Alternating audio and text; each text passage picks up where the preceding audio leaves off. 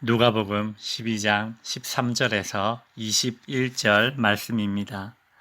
무리 중에 한 사람이 이르되 선생님 내 형을 명하여 유산을 나와 나누게 하소서 하니 이르시되 이 사람아 누가 나를 너희의 재판장이나 물건 나누는 자로 세웠느냐 하시고 그들에게 이르시되 삼가 모든 탐심을 물리치라 사람의 생명이 그 소유에 넉넉한 데 있지 아니하니라 하시고 또 비유로 그들에게 말하여 이르시되 한 부자가 그 밭에 소출이 풍성하매 심중에 생각하여 이르되 내가 곡식 쌓아둘 곳이 없으니 어찌할까 하고 또 이르되 내가 이렇게 하리라 내 곡간을 헐고 더 크게 짓고 내 모든 곡식과 물건을 거기 쌓아두리라 또 내가 내 영혼에게 이르되 영혼아 여러 해 쓸 물건을 많이 쌓아두었으니 평안히 쉬고 먹고 마시고 즐거워하자 하리라 하되 하나님은 이르시되 어리석은 자여 오늘 밤에 네 영혼을 도로 찾으리니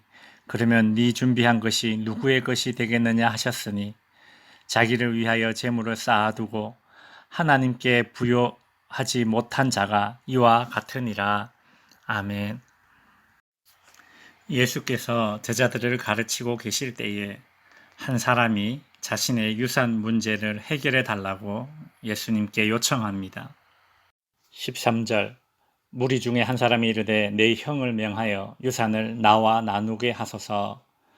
예수님은 14절에서 이 사람아 누가 나를 너희의 재판장이나 물건 나누는 자로 세웠느냐고 말씀하시며 그의 요청을 이뤄내 거절하십니다. 예수님은 그의 요청 속에 탐심이 숨겨져 있음을 아셨기 때문입니다. 15절 그들에게 이르시되 모든 탐심을 물리치라고 하셨습니다. 간혹 뉴스에서 사람들이 자신의 경제적 빈곤을 비관해서 목숨을 끊는 경우가 보도됩니다.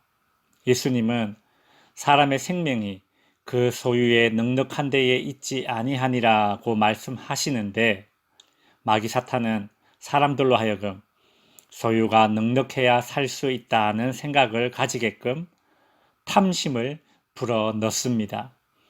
창세기 3장 6절 여자가 그 나무를 본즉 먹음직도 하고 보암직도 하고 지혜롭게 할 만큼 탐스럽기도 한 나무인지라.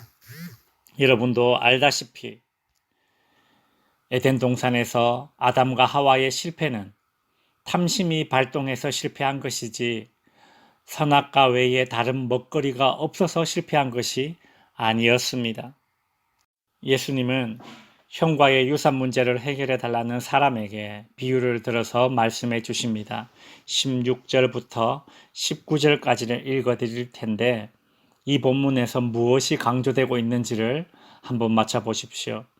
16절 또 비유로 그들에게 말하여 이르되 한 부자가 그 밭에 소출이 풍성하매 17절 심중에 생각하여 이르되 내가 곡식 쌓아둘 곳이 없으니 어찌할까 하고 18절 또 이르되 내가 이렇게 하리라 내 곡간을 헐고 더 크게 짓고 내 모든 곡식과 물건을 거기 쌓아두리라 19절 또 내가 내 영혼에게 이르되 영혼아 여러 해 쓸 물건을 많이 쌓아두었으니 평안히 쉬고 먹고 마시고 즐거워하자.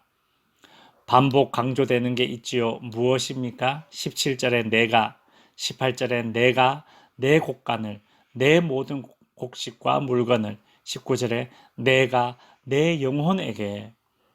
이 부자의 탐심은 나를 강조하고 나만을 생각하는 것으로 표현되고 있습니다. 17절에서 곡식을 쌓아둘 곳이 없다면 걱정할지언정 그 쌓아둔 곡식을 나눌 생각은 하지 않았습니다. 탐심입니다. 부자는 창고를 더 크게 짓고 더 많이 쌓아둔 후에 이제 평안히 쉬고 먹고 마시고 즐거워하자고 말했습니다. 세상적으로 이런 사람은 노후를 잘 준비한 지혜로운 사람이라고 말할 수 있겠으나 그가 가진 탐심으로 인해 더 중요한 것을 깨닫지 못하니 어리석은 사람입니다.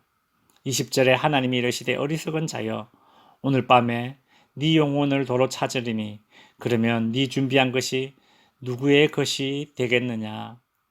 이 부자는 자신만을 위해 재물을 쌓느라 다른 사람의 궁핍함도 보지 못했고 하나님께 드리지도 못했고 무엇보다 자신의 한계도 깨닫지 못했습니다. 자신이 아무리 많은 것을 쌓아 놓았어도 아무리 많은 재물을 자신의 것으로 만들었어도 생명과 영혼이 자신의 것이 아니라 하나님의 것이기에 하나님께서 생명을 거둬들였을 때에는 그는 아무것도 아닙니다. 그러나 이 어리석은 부자는 탐심 때문에 눈이 멀어서 하나님의 것인 그 영혼을 내 영혼이라고 말하면서 하나님의 것까지도 내 것으로 삼는 탐심의 눈먼 자였습니다. 이제 말씀을 정리하겠습니다. 부자 청년은 생명의 말씀을 듣고 예수님을 믿고 따르기 위해 예수님을 찾아온 것이 아니었습니다. 유산 분배를 요청하기 위해 찾아왔습니다. 그의 마음속에는 탐심이 가득하였습니다. 골로새서 3장 5절에서 바울은 탐심은 우상 숭배라고 말씀하십니다. 우상 숭배라는 것이 하나님 없이 살아가는 것 아닙니까? 하나님의 자리에 자신을 올려놓고 하나님의 자리에 재물을 올려놓는 것 아닙니까? 어리석은 부자는 세상적 물질관으로 볼 때에는 자기를 위하여 재물을 쌓아두는 노후를 잘 준비한 그런 능력 있는 사람이었으나 하나님의 물질관으로 볼 때에는 하나님보다 물질을 더 사랑하는 우상 숭배자나 다름없습니다.